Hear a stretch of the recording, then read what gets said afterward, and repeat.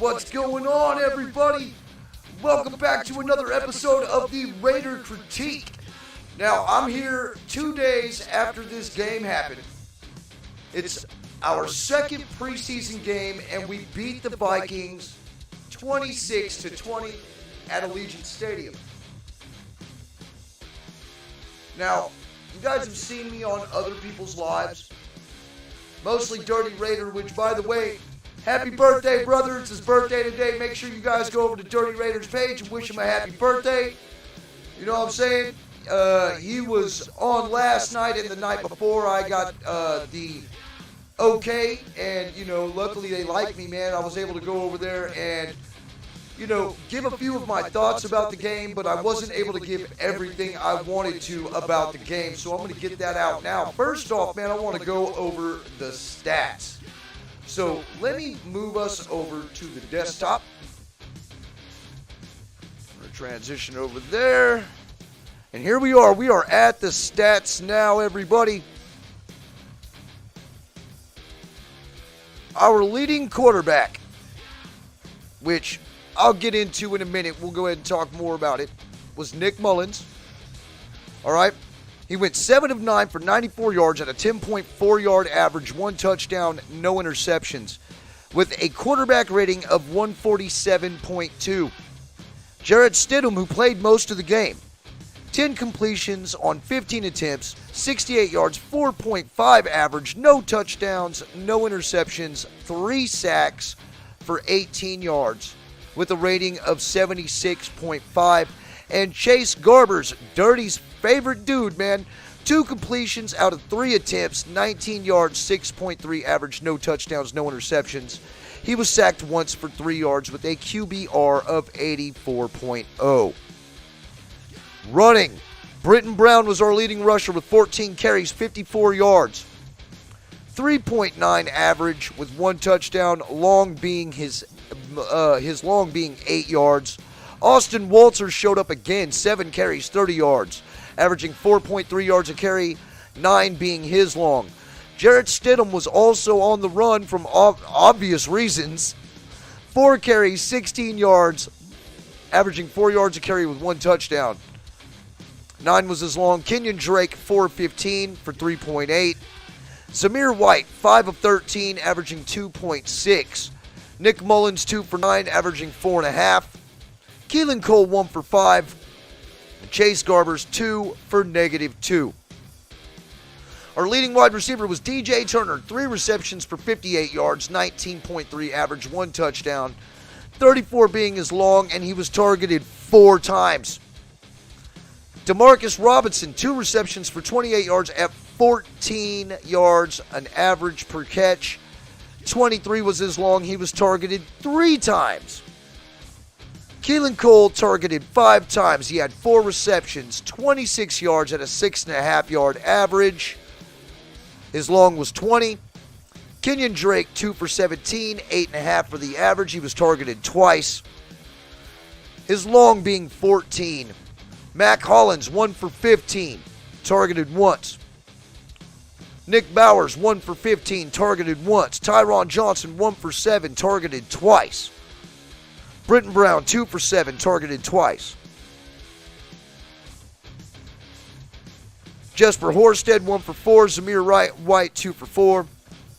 Austin Walter and Cole Fotheringham had goose eggs, but they were targeted once. All right, where we fumbled, Nick Mullins fumbled, but he recovered it. Britton Brown fumbled, but we did not recover it. And then Tyrone Wheatley Jr. was the one who recovered the Nick Mullins fumble. Defensively, all right, total tackles was led by Darian Butler. He had 5. 3 of those were solo. One of those tackles was for a loss. You know what I'm saying? And then, you guys can pretty much read it right here. Roderick Teamer, 4 total, 3 solo. Amik Robertson, 4 total, 3 solo. Luke Masterson, 4 tackle, 2 solo. Darius Phillips, 3 for 3. Defensively, we really didn't look like we were stepping up, man. I see 1, 2, 3, 4 tackles. Yeah, 4 tackles for a loss. All right. We have 2 pass deflections. And on sacks, we had 2 as well, which really isn't all that bad. We hit the quarterback 4 times, and we didn't score a touchdown. Looking at the game, you could just tell, second half, man, we had a lot of guys in there who really didn't know what they were doing. They're still trying to make the team. But it wasn't like our best players. And it's not going to be our best players. We haven't even put in first string yet, you know what I mean? But people who stood out to me, man, Britton Brown with his 54 yards on 14 carries. Austin Walter seems to still be impressing. Even with he only had 30 yards, he carried it 7 times. He's been a beast, man. He's averaging 4.3 yards a carry. At least he was on this last game. But I think the biggest surprise, who I've been talking about, I ain't been talking about, was DJ Turner. 3 receptions for 58 yards. He was averaging 19.3 yards a catch with 1 touchdown, man. His longest was 34 yards. And he was targeted 4 times. So he's a standout that I did not expect to see as an undrafted free agent. But what about Nick Mullins? What about Nick Mullins? Because that has always been a question of mine since I've been sitting here wondering what the hell we were going to do when we got rid of Marcus Mariota. Oh, by the way, I can't interact with the chat now. I could actually put y'all up on screen. But, we got Nick Mullins now, and Nick Mullins seems to be doing really good. I actually like him as a backup quarterback. Of course, he's not Derek Carr, but there's something about him that is Derek Carr-esque. And what I mean by Derek Carr-esque is he's got that grit to him. You know what I'm saying? He knows what he's doing. So he seems to be, what he needs to be. Sorry about that. He seems to be doing what he actually needs to be doing. He's a good, steady backup who can literally, out of a 4-game stretch, give us a 2-2 record out of that 4-game stretch.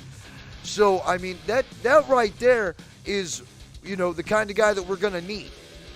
Stidham on the other hand, man.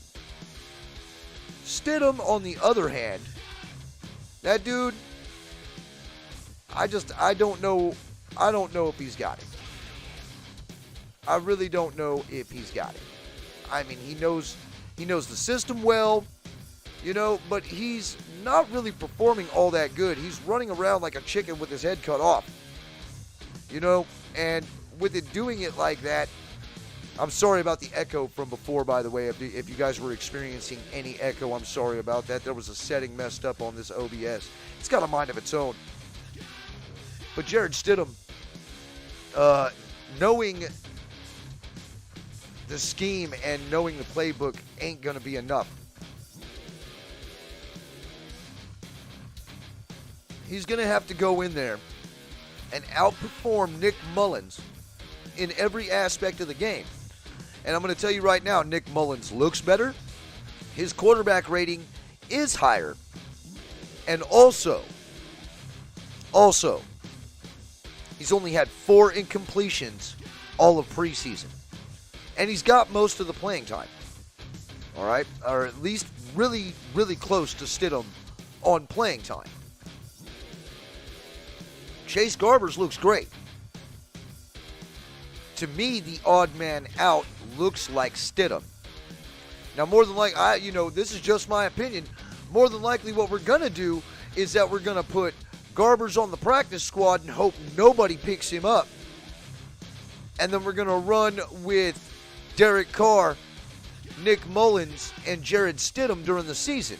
Now, it could possibly be different. As a matter of fact, I'm pretty sure it probably will be different because I've hardly ever been right when it comes to what starting lineups we're going to have, what wide receivers we're going to have, which comes to the next subject I want to talk about that just happened today, that even though Demarcus Robinson was our second leading receiver in that game against the Vikings, we let him go. And he looked pretty damn good. Not going to lie, he looked pretty damn good that game. He also looked pretty goddamn good against the Jaguars, too. I'm dumbfounded that we got rid of Demarcus Robinson. Demarcus Robinson was supposed to be the legitimate number 2 coming in onto the squad. So I guess he got lost in the shuffle when it came to Keelan Cole. And then, of course, DJ Turner, the way he has been showing up, it made Demarcus Robinson expendable. Really, I'm surprised. I'm surprised. Maybe they believe that they can get more production out of an undrafted free agent. And dudes like Hollins, and Keelan Cole and Tyron Johnson for a far lot less in money, in cap space, for a guy who's going to give you pretty much the same production in Demarcus Robinson. I mean, that's yet to be foreseen, but kudos to you, Demarcus Robinson. I mean, I would have really loved to have seen you take a snap as a Raider. I'm actually kind of displeased that you didn't make this team, but not displeased at you, just displeased at the situation. And I hope that you flourish wherever you go, as long as it's not back into the AFC West. And once a Raider, always a Raider, man. And we'll see you on the flip side. I give you props, man. Just kind of wish that you would have been here a little bit longer. Other notable cuts that happened today. We got rid of Vernon Butler, defensive tackle.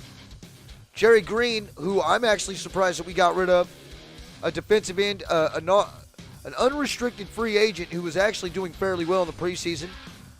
Then a guy named Nate Brooks that we picked up, I think it was like roughly right before the game, at corner. And then Tyrone Wheatley Jr., that was the guy who fell on the fumble last game against the Vikings. And Demarcus Robinson to top it all off. Those were the 5 that we cut down to get down to 85. I do believe that we are actually now at 84. So we do have one spot open at least until the end of the preseason game next week. So that's where we're sitting at as a team. It's a head scratcher to see some of these names on here. Vernon Butler, Jerry Green, I mean, that right there, I can't believe that he's even on this list. Tyrone Wheatley Jr. and Demarcus Robinson. Those 4 really are just really surprising to even be on this list. But we weren't done there. The Raiders traded TYREE GILLESPIE to the Titans for an unspecified round pick, for a late unspecified round pick. So TYREE GILLESPIE is now not on this roster either, which leaves Deron Harmon, Roderick Teamer, Jonathan Abram, and Trayvon Moehrig as our safeties on this team. So I don't expect us to be getting rid of any more safeties. But, we picked up TYREE GILLESPIE in the 3rd round. I think it was either last year or the year before. So if we do get, say a 5th round out of him, a 4th round would be ideal. But a 5th round, I mean, we could totally use it. We are stacked at safety anyway. We really did not have room. But, I mean, that's just like I said, from my opinion, that's what I'm seeing. So, it's kind of crazy how all of this is starting to finally come to fruition. It's nice to see what the team is going to do, but I'll tell you what, man, there are some surprising moves on here that even I did not expect. Demarcus Robinson being one of them. Now, we've got plenty on the depth chart. I mean, obviously, the way DJ Turner has showed up, this guy's about to make the team. And I think that they proved that by getting rid of Demarcus Robinson. I think DJ Turner's making this team. And that was one thing I said on the lives, too, man, when I was over there talking with SC and when I was over there talking with Dirty and Lunatic. I straight up said it, bro. That's what, that seems, I want that guy to make the team. You know what I'm saying? I want number 19 to make the damn team. And it looks like he's going to make it. I think he's impressed this coaching staff enough to where they're able to get rid of a dude like Demarcus Robinson and know that they're going to be okay. And we're getting it out of an undrafted free agent who probably ain't even making $1 million this year. Makes sense to me. Makes sense to me. It's still unexplainable, but it makes sense to me. We've only seen 2 preseason games, and this is what we've seen out of this unrestricted, undrafted free agent. The ceiling is high with the ceiling is definitely high with low consequences, right? You know what I mean? And then, you know, especially since we already have a beast of a wide receiver squad sitting right in front of this dude anyway. So there you go. I mean, this is a perfect opportunity. This looks like a Josh McDaniels style move that I should have expected. You know, if I was a Patriots fan, I'm pretty sure there's Patriots fans out there going, hey, man, that's what I would have expected because that's what he did here. So, there you go, man. That is this episode of the Raider Critique. Now, I really wanted to get in here and move on over to this screen here and interact with the chat. But it doesn't look like the chat is available. I don't think that there's anybody in the chat. I don't think there's anybody actually over here watching. Which, I mean, that's all good, man. I understand. It's late as hell right now. And, you know, there's not many people up right now. Everybody's still kind of trying to get over their hangovers and whatnot from the game. Because everybody's out there partying like it's 2002 for these Raiders, baby. Because we know the sky is the limit. And we know what's coming. We know exactly how we're going to win.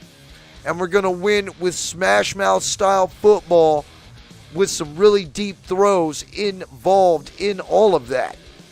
Our offense looks great. Even our second string looks great. Our third string doesn't look bad at all either. So, I mean, I'm really invested into this team. I'm worried about offensive line.